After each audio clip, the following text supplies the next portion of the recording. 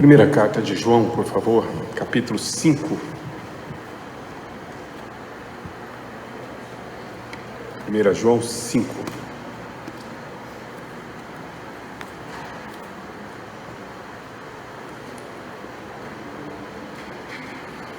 Verso 18. E João conclui a sua carta escrevendo assim: Sabemos que todo aquele que é nascido de Deus não vive em pecado. Antes, aquele que nasceu de Deus o guarda, e o maligno não lhe toca. Sabemos que somos de Deus e que o mundo inteiro jaz no maligno. Também sabemos que o Filho de Deus é vindo e nos tem dado entendimento para reconhecermos o verdadeiro. E estamos no verdadeiro, em seu Filho, Jesus Cristo. Este é o verdadeiro Deus e a vida eterna. Filhinhos, guardai-vos dos ídolos, conclui João. Conta a lenda que quando eu era pequeno, estava ainda aprendendo a falar, tinha uma prima que é um ano mais nova do que eu e que naquela ocasião, e talvez até o dia de hoje, já falava melhor do que eu. Tinha um português mais correto e já falava com certa desenvoltura.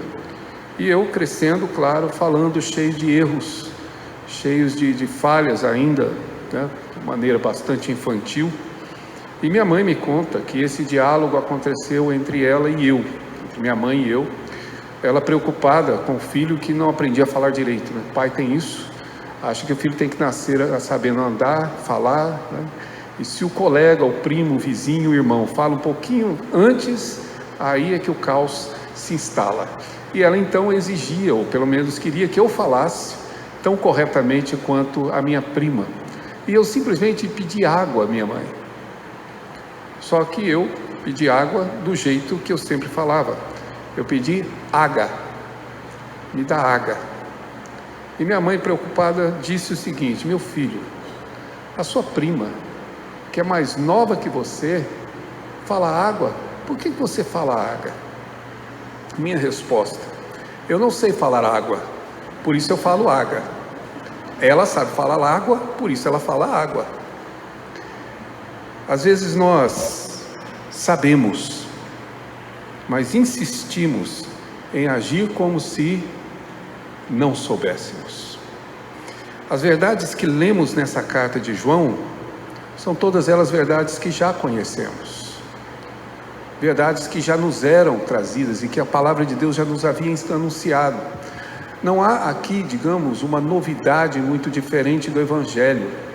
Mas veja bem, João não está dizendo que nós, na verdade, nos lembramos de, mas a sua insistência é em afirmar que nós sabemos. Aliás, essa é a grande propósito dessa carta, se os irmãos se lembram. No capítulo 1, no verso 4, ele diz que escreveu essa carta para que a nossa alegria seja completa. Alegria completa não é, na perspectiva cristã, uma alegria ausência de sofrimentos, de dores, de tristezas. Não é completa no sentido de não haver qualquer possibilidade de tristeza ao seu lado.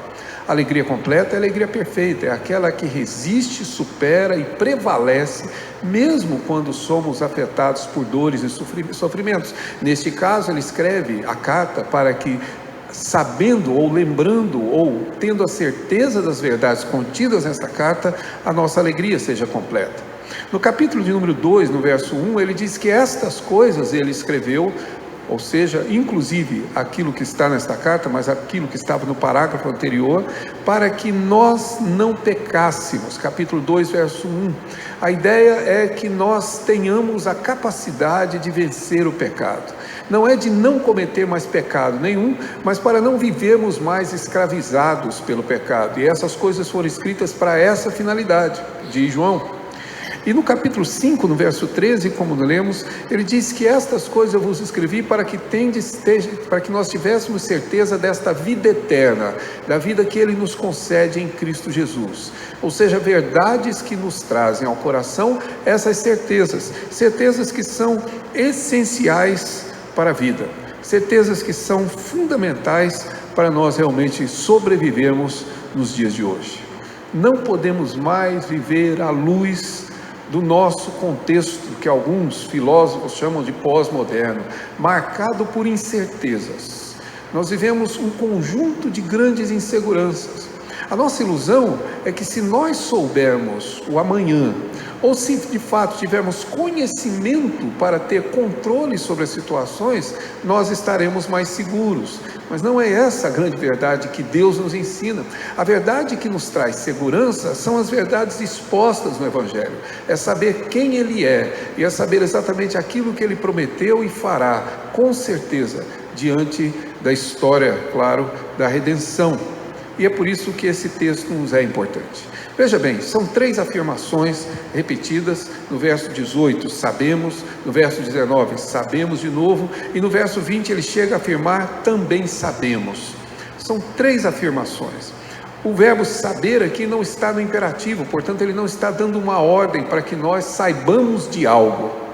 O verbo não está no subjuntivo, como se fosse uma probabilidade, e quem sabe assim, possivelmente nós pudéssemos saber como se fosse uma hipótese. É uma afirmação. João está dizendo que ele e nós sabemos, que os seus leitores e eles sabem exatamente aquilo que aqui vem descrito, essas verdades que estão anunciadas. Antes, porém, de tentarmos entendê-las com mais detalhe, perceba que o que João escreve aqui é algo comum no Evangelho e que de alguma forma nos alerta para a grande luta, a grande batalha que temos enfrentado, a grande conflito que a nossa alma, que a nossa vida e a nossa existência tem nos nossos dias. Isso fica evidente. Se você talvez pudesse se lembrar, Dr. Russell Shedd escreveu um pequeno livro chamado O Mundo, a Carne e o Diabo. Talvez alguns aqui tenham lido. Se não leu, vale a pena ler. Russell Shedd é um excelente estudioso, faleceu, um excelente exegeta, e com certeza o livro dele, já lido, ele vai trazer a você observações importantes sobre esse conflito. Está baseado no livro de Efésios, capítulo 2, verso 1, onde ele diz que essa é a grande luta da nossa vida, a nossa grande batalha.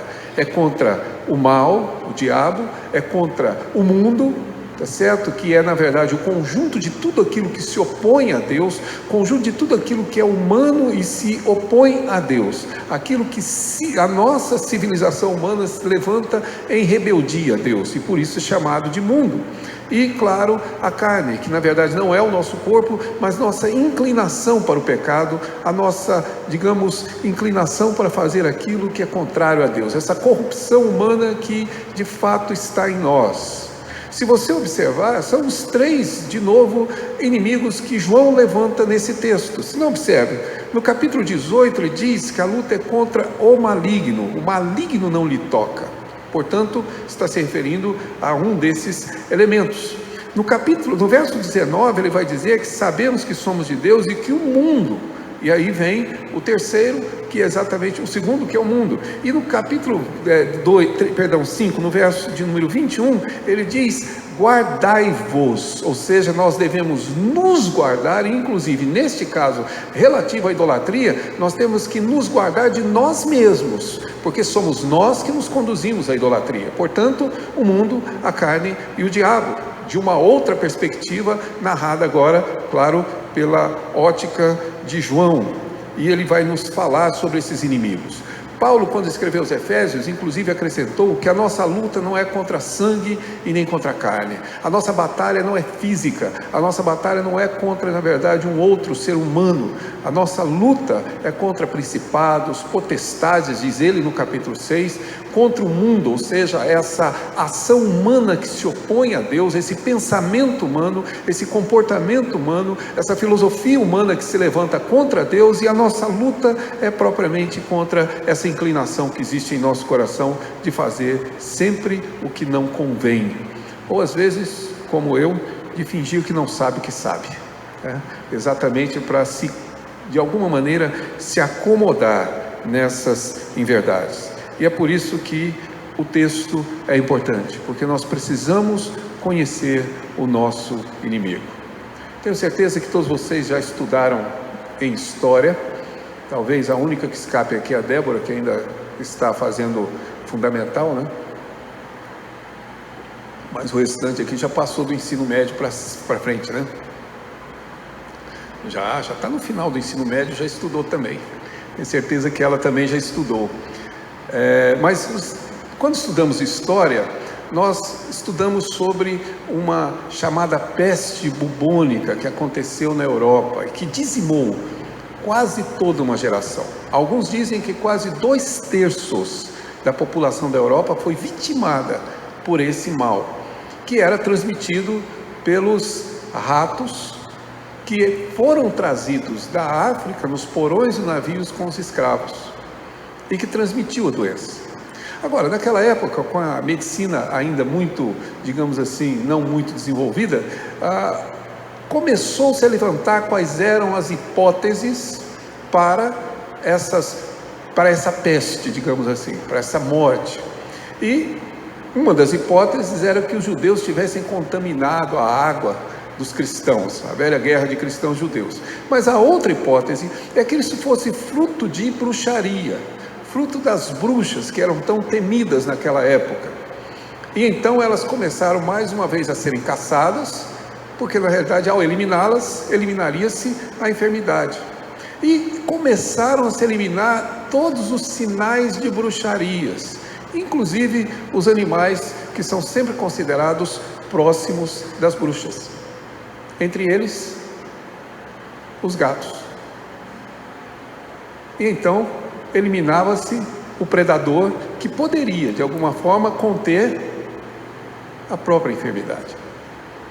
Quando nós não conhecemos contra quem estamos lutando, nós podemos usar armas erradas, estratégias erradas, e podemos, sim, agir de maneira equivocada, julgando que estamos de fato providenciando aquilo que é correto e bom, mas podemos ser, inclusive, instrumentos do mal.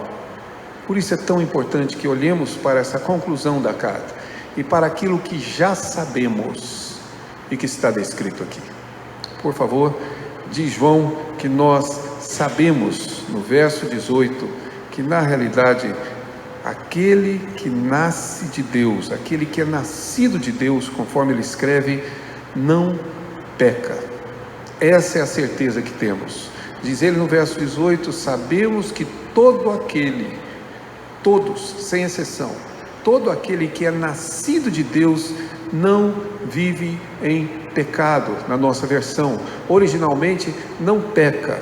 A ideia de João não é dizer que não existe de qualquer maneira ou possibilidade de haver pecados, mas ele não vive em pecado. Ele não vive, na verdade, habitualmente no pecado. Ele não vive permanentemente no pecado. O pecado não é uma conduta contínua. O pecado não é mais um domínio sobre nós. O pecado não é um hábito. Nós cometemos pecado. Sim, ainda que creiamos em Cristo e ainda tenhamos nascido dele, mas nós não vivemos nele. Nós não vivemos por ele. E nós não podemos ter prazer, embora o pecado só possa ser cometido por prazer, mas nós não podemos nos sentir bem em cometê-los. E João está dizendo que todo que é nascido de Deus tem exatamente este ponto. Observe que o texto precisa distinguir aquele que é nascido de Deus, que somos nós, cristãos, daquele que nasceu de Deus, que é uma referência a Jesus Cristo. Jesus é aquele que nasceu, e nós somos aqueles que temos nascido, diz o texto. E a grande verdade desta passagem é que nós não cometemos pecado por algum tipo de conhecimento que adquirimos. Não é porque nós, na verdade, desenvolvemos uma capacidade. Não é, na realidade, porque eu e você temos, quem sabe, uma moral muito alta, ou que nós alcançamos um conhecimento superior. O texto é muito claro: aquele que nasceu de Deus o guarda. É porque Jesus nos guarda, é isso que sabemos. Nós não vivemos em pecado porque Jesus nos guarda. Isso é muito importante, meus irmãos, para os nossos dias sobre dois aspectos que eu gostaria que você pensasse. O primeiro vem da própria carta que João escreveu, quando ele orava no capítulo 17, a sua última oração diante de Deus. Ele diz que ele, na verdade, guardou os seus discípulos e que nenhum deles se perdeu, exceto o filho da perdição, porque ele, Jesus, os guardou. Em um outro texto, no capítulo 10, ele chega a dizer que ninguém pode arrebatar-nos da mão dele. Ou seja, o pecado não tem domínio sobre nós, e o maligno não tem domínio sobre nós, porque Jesus nos guarda.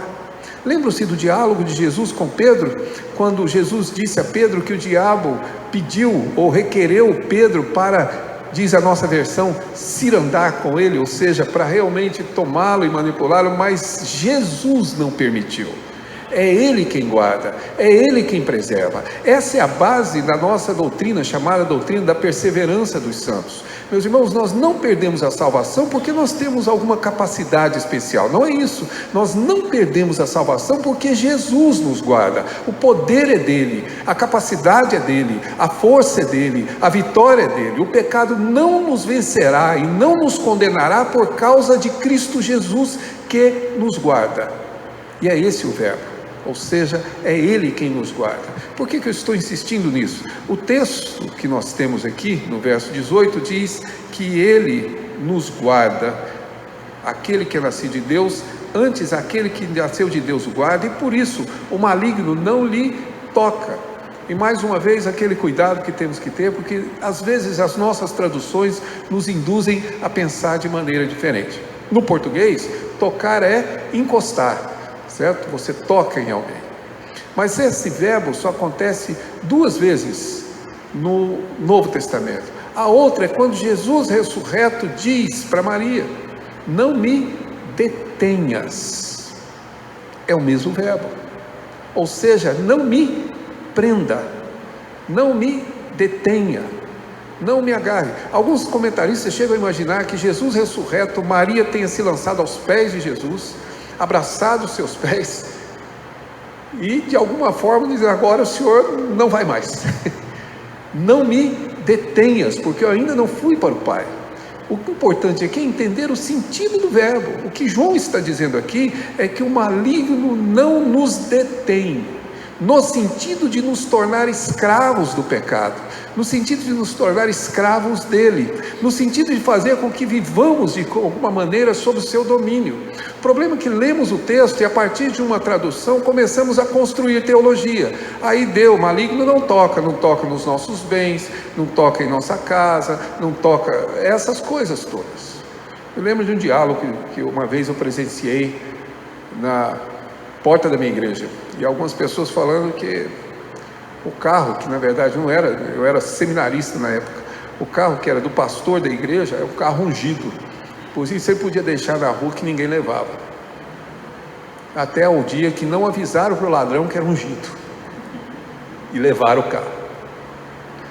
Essa hipótese de que maligno não vai tocar, não vai destruir os nossos bens, os nossos pertences, nossa saúde.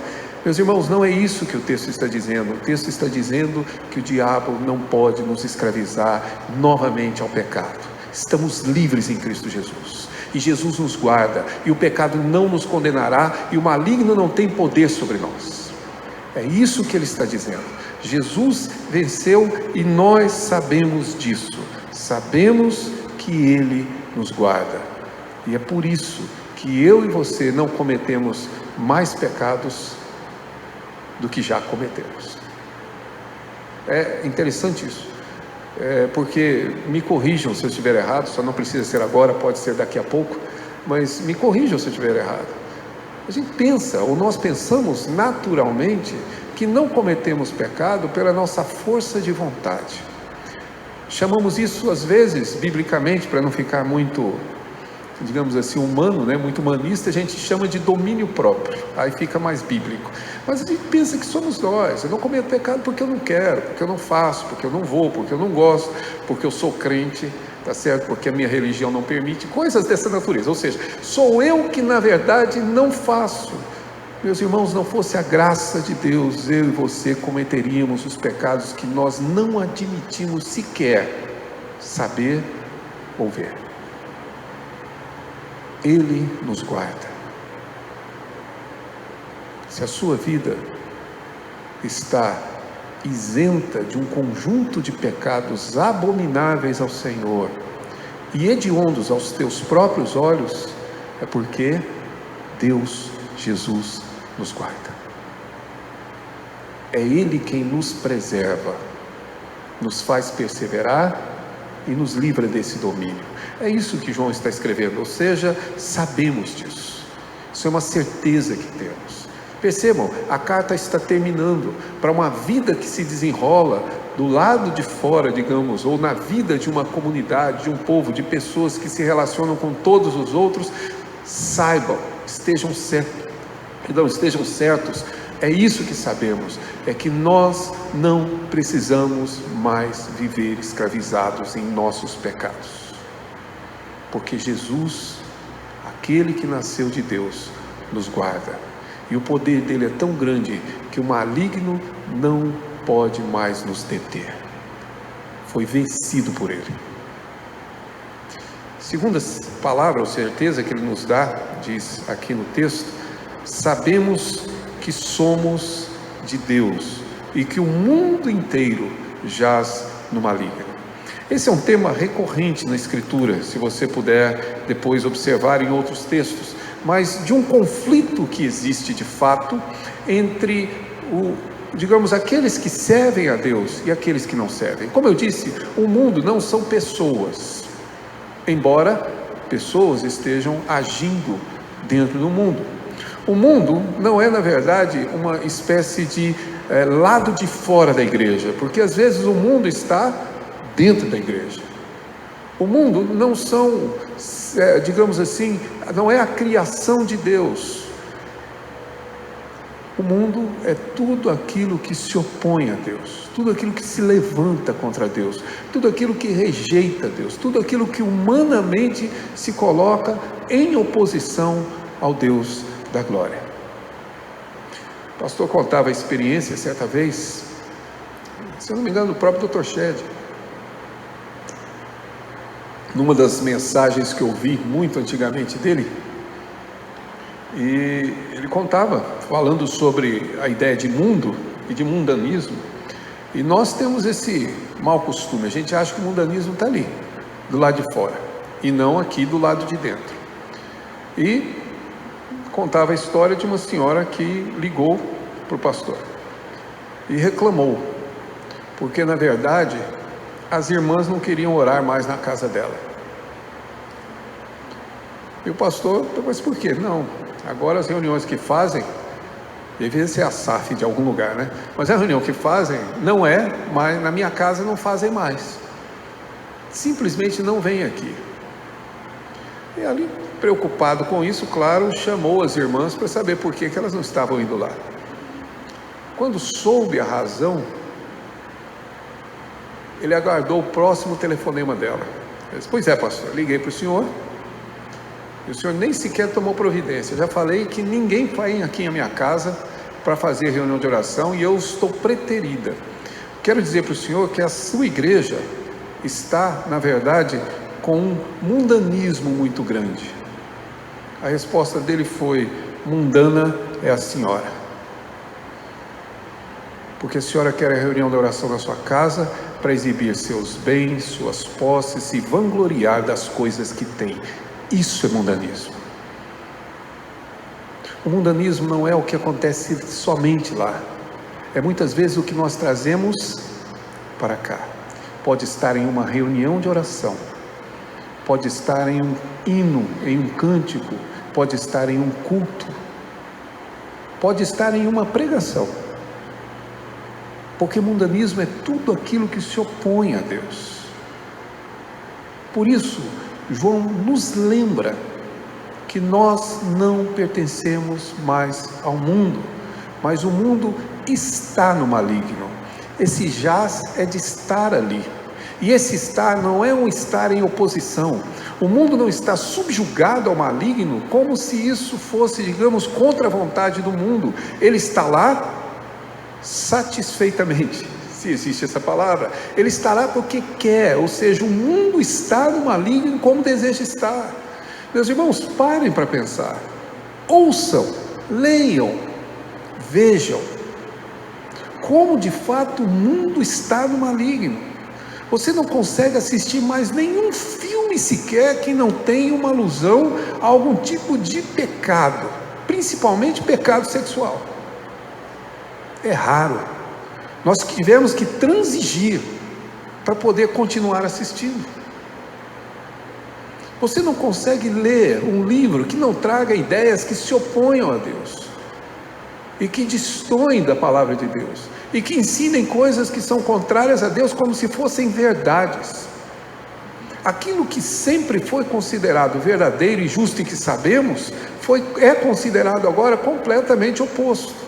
A própria prática do culto que fazemos aqui ou é tolice, ou é uma afronta ao mundo que julga que estamos aqui perdendo nosso tempo.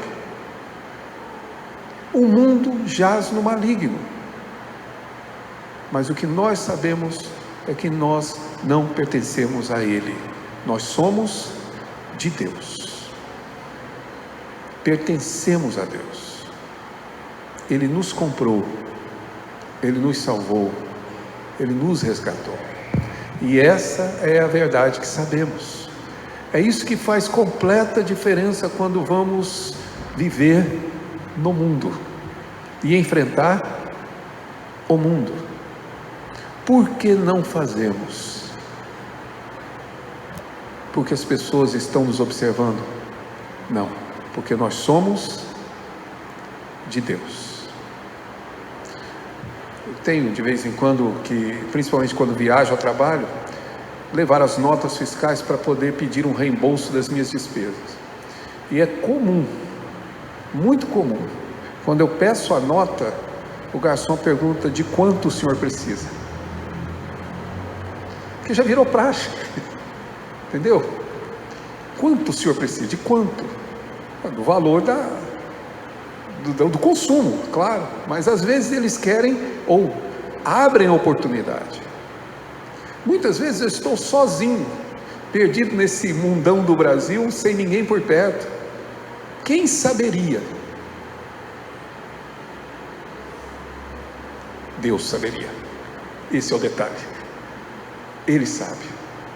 E porque Ele sabe, é exatamente essa razão pela qual eu não peço a mais, porque somos de Deus. É a razão porque o irmão tem essa conduta ética, não é a sua força, mas porque você pertence a Ele. Não é na verdade um padrão moral elevado que temos, mas porque nós pertencemos a Ele, meus irmãos. E quem ama ao Senhor detesta o mal, como lemos no Salmo 97 hoje. Essa é exatamente a certeza que temos. Terceiro, diz ele que também sabemos, no verso número 20, que o Filho de Deus é vindo e nos tem dado entendimento. Sabemos que Ele, na verdade, nos redimiu, e mais do que isso, se eu puder colocar em outras palavras, sabendo que Ele nos redimiu e Ele nos revelou essas verdades. Essa é outra verdade que, embora saibamos, às vezes agimos como se não soubéssemos. O Filho de Deus é vindo e nos tem dado entendimento para conhecermos o que é verdadeiro. Não existe a possibilidade de conhecermos a Deus pelo nosso desenvolvimento intelectual. Me mostre uma pessoa que conheceu a Deus porque na verdade resolveu estudar. Uma amiga minha do tempo de mocidade, que logo que nós entramos na fase de universidade, eu fui estudar numa faculdade particular, fui fazer economia, e ela passou num curso da Universidade Federal e foi fazer engenharia. E ela comentando comigo que desde o primeiro início ela via que tinha um rapaz que se assentava ali todo intervalo das aulas e abria a Bíblia. E ela então começou a observar e viu que a Bíblia estava cheia de marcas. Ele ia sublinhando textos, colorindo, marca-texto, aquele cuidado. E ela ficou impressionada com aquilo, o observou há algum tempo, alguns dias, algumas semanas, depois se aproximou dele e perguntou se ele era cristão. Ele disse: não. Por que você lê a Bíblia? Eu gosto de ler. E esses textos que você marca? Não, esses que eu marco são todos aqueles com os quais eu não concordo. Não é a leitura, não é o estudo, não é a nossa capacidade. O entendimento que você tem de Deus te foi dado. Leia de novo. O texto diz que também sabemos que o Filho de Deus é vindo e Ele nos tem dado entendimento. Se Jesus não revela a sua vontade, se Jesus não revela a sua palavra, se Jesus não se revela a nós, não há conhecimento humano que possa compreendê-lo. É uma revelação, é essa iluminação que procede de Deus, para conhecermos e, mais do que isso, reconhecermos o que é verdadeiro, e o verdadeiro é Ele é o verdadeiro. João já havia escrito um pouco antes, dizendo que o Espírito Santo é o verdadeiro, Deus é o verdadeiro, e essa verdade nos é dada porque nós conhecemos, porque Deus nos revela, porque Deus oculta isso dos sábios entendidos, e revela aos seus pequeninos, que somos nós. Foi assim que nós cremos, assim. Não há maneira igual, porque Deus não age igual. Mas nesse ponto, acredito que de uma maneira ou outra você há de concordar comigo. Deus simplesmente um dia abre a luz, acende a luz, e aí pronto, aquilo que você imaginava muda completamente. Foi assim comigo, foi assim com você, e de repente você não consegue enxergar a vida de outro ângulo, de outra forma, não há outra maneira de entendê-la, porque Deus te deu esse conhecimento. Sabemos que Ele nos tem dado, é por isso que nós entendemos. Pode acontecer por circunstâncias, a gente acha que consegue manipular isso, mas Deus age de maneiras tão diferentes. Acho que domingo passado, na escola dominical, eu contei aqui a experiência do prisioneiro que tinha uma Bíblia dos Gideões, que ganhou, e que na cadeia ele, na verdade, descobriu que o papel de seda da Bíblia dá para fazer um fumo bacana. Então ele fazia o fumo com o papel da Bíblia, e assim, rasgando folha, picando fumo, enrolando e, claro, fumando. Até que um dia ele rasgou a folha, mas ficou lendo enquanto enrolava. E segundo o testemunho que conheço, ele simplesmente leu e disse Deus. Só essa frase. Ele parou para pensar que Deus é esse que fala conosco, e continuou a leitura. Foi o que bastou para que Deus alcançasse o coração dele. Um outro casal que conheço, são músicos, cantou em algumas bandas conhecidas, como o próprio Milad, e eles narram a história deles. Hippies, viviam realmente vivendo uma vida, e um dia passam à porta da igreja e ouvem um hino, e aquela sonoridade do hino para músicos, resolveram entrar para ouvir. Entraram e nunca mais, porque é o dia, a hora, o momento que Deus quer, Ele dá esse conhecimento, Ele revela, e é isso que João está dizendo, que nós sabemos o que é verdadeiro, nós não temos que ter vergonha nenhuma de sermos cristãos, e nem medo de realmente colocar o cristianismo à prova, porque o cristianismo, de fato, supera todas as filosofias humanas. Ele nos tem dado esse conhecimento, sabemos que Ele é o verdadeiro, e que Jesus, o Filho de Deus, esse é o verdadeiro Deus, e Ele é a única vida, que nós chamamos de eterna, mas não existe outra, só existe uma vida, a que procede dele. Lembre-se, tudo isso que João nos diz, não é nenhuma grande novidade. De que ele venceu o maligno, e que na verdade o maligno não pode mais nos escravizar, nós sabemos. De que na realidade o mundo está no maligno, mas nós pertencemos a Deus e portanto não pertencemos ao mundo, nós já sabemos. Que Ele na verdade nos deu a revelação e a redenção, e que por essa razão nós na verdade reconhecemos que Ele é a única verdade e o único verdadeiro Deus, também já sabemos. E eu creio que não há outra maneira, meus irmãos, de concluir o que vimos aqui, senão com a exortação que Ele nos faz no verso 21. Diante de tudo que já sabemos, há uma ordem: guardai-vos dos ídolos. E na minha opinião, essa é a nossa dificuldade.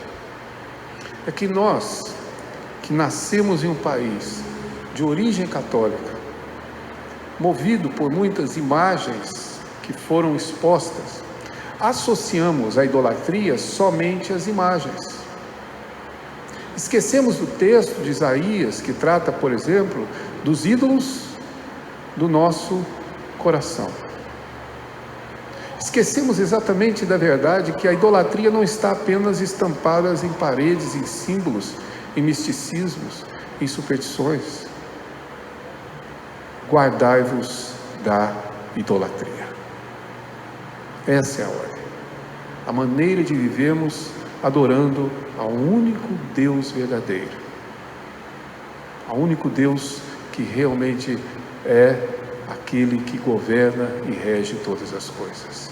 Reconhecemos que Ele é o verdadeiro, este é o verdadeiro Deus, Jesus, e por isso Ele diz: guardai-vos dos ídolos, guardai-vos da idolatria, guardai-vos de viver de maneira idólatra. Se eu puder resumir isso, eu digo, irmão, guardai-vos de viver para outra pessoa que não seja Deus. Isto inclui você. Quando nós vivemos para nós mesmos, a nossa vontade tem que ser satisfeita, o meu desejo tem que ser satisfeito, no meu tempo, na hora que eu quero, no momento que eu desejo. E se as coisas não acontecem como eu quero, isso não tem para nós completamente o sentido que nos rouba a perspectiva de entender que não podemos viver para nós mesmos. Fazemos para Ele, servimos a Ele, vivemos para Ele. Se eu mudar essa ordem, eu me torno idólatra. Lembro de uma jovem que teve na minha igreja, duas delas. Uma namorava e o namoro acabou. Entrou num processo vertiginoso de queda livre. E claro, abatida e triste como estava, eu fui conversar com ela, como pastor. Me lembro até hoje das palavras que ela me disse. E ela me disse: pastor, sem ele, se referindo ao seu namorado, eu não posso viver. Bonito isso, né? Romântico. Quase que pedi para colocar uma música de fundo. Nós não vivemos sem Deus. No mais, vivemos sem todos, exceto Deus. E é isso que precisamos entender, porque do contrário isso se torna idolatria. A outra jovem já fez diferente. Ela não namorava, ouviu uma mensagem sobre a segunda vinda de Jesus, e ela então me disse: pastor, eu quero muito que Jesus venha. Quase que ela disse: Maranata, a hora vem, Senhor Jesus. Não, eu quero muito que Jesus venha, mas antes eu preciso me casar, porque meus planos, meus sonhos, meus desejos, minhas vontades, embora não ilícitos, se ocupar o lugar de Deus é idolatria. Guardai-vos dos ídolos, porque só existe um Deus verdadeiro, e é esse que nós servimos e adoramos. Minha esperança é que o irmão vai embora para casa com certezas no coração, não com dúvidas. Não é essa certeza que às vezes você vai poder receber em outros locais. Eu não vou dizer, irmão, o que vai acontecer amanhã. Oramos hoje por pessoas enfermas. Eu não vou dizer que essas pessoas serão curadas, e nem muito menos que partirão, porque não possuo esse conhecimento. Eu sei que muitos de nós vivemos a angústia de dia a dia em aflição, às vezes em momentos em nosso trabalho que nos aflige mais ou menos, mas de qualquer maneira também não vou dizer para você que você não ficará desempregado, ou que você receberá uma promoção, ou que de alguma forma essas coisas irão cercar a sua vida. Essas certezas, elas não existem.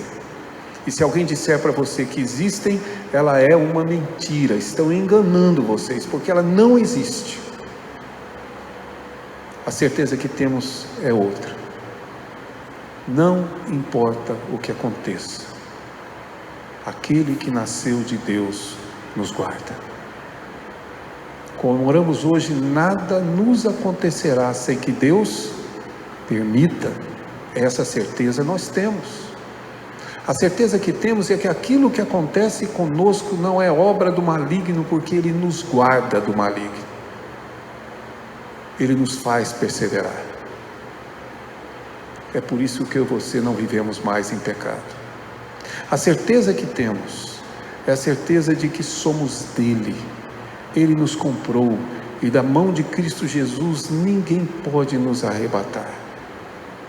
O mundo pode naufragar no maligno, mas nós somos de Deus. E Ele já nos revelou a verdade. E essa revelação há de conduzir os nossos passos.